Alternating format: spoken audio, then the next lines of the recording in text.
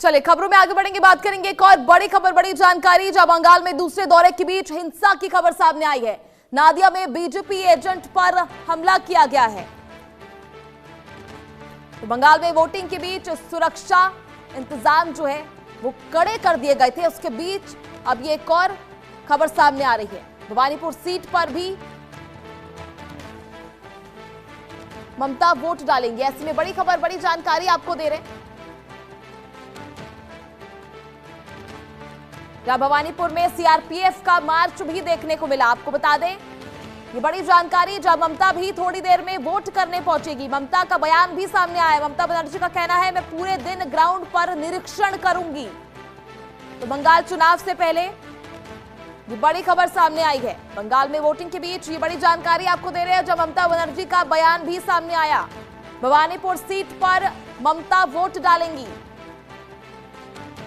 इसी के साथ ममता ने कहा आज पूरे दिन ग्राउंड पर रहकर मैं निरीक्षण करूंगी। तो ममता की शुभेंदु अधिकारी से टक्कर है। भवानीपुर हॉट सीट जो है मानी जाती है।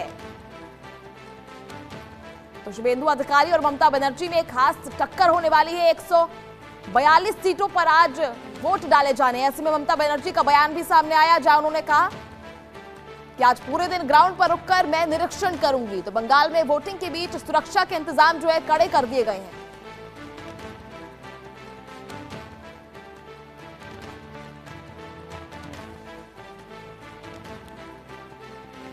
चलिए ज्यादा जानकारी के साथ हमारे साथ वरिष्ठ पत्रकार सुशील इस वक्त जुड़े हुए। सुशील जी, क्या कुछ जानकारी है इसको लेकर? ममता बनर्जी का भी बयान आ गया है कि मैं जो आज पूरे दिन ग्राउंड पर रहकर निरीक्षण करने वाली हूँ। भवानीपुर सीट के लिए क्या कुछ समीकरण जो है सामने आ रहे हैं?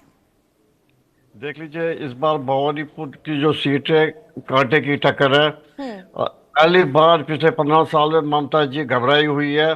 यहाँ तक कि उसने अपने जो वोटर्स है उनको कह दिया कि अपनी जो आपकी वोटर की पर्ची है बड़ी संभाल के रख देना, कहीं इधर उधर न हो जाए। उसके अलावा ममता जी आज सवेरे 5 बजे से अभी तक अपनी कॉन्स्टिट्यूशन में डिफरेंट एरियाज में दौरा करके लोगों के संपर्क में आ रही है, क्योंकि यह ख्याल रखना कि वोट डालने के समय सारी चीज़ें देख लेना, ठीक तरह वोट डाल दिया कि नहीं डाल दिया, ताकि बीजेपी हावी न हो जाए।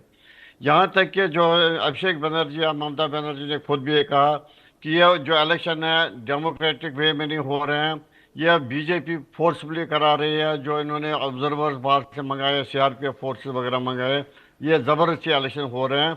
तो मेरे को आज पूरा अटेंशन में रहना, अपने पूरा कॉन्स्टिट्यूशन में पूरे दिन भर ये लोगों के संपर्क में रहूंगी कि ताकि इलेक्शन में गड़बड़ियाँ न हो। लेकिन एक चीज़ है, क्योंकि ये जो भवानीपुर की सीट है, पहली बार ऐसा हुआ कि ममता जी को थोड़ा डर ऐसा लग रहा है कि शायद ये कांटे की टक्कर है, कहीं ऐसा ना हो कि शुभेंदु अधिकारी आगे जाए।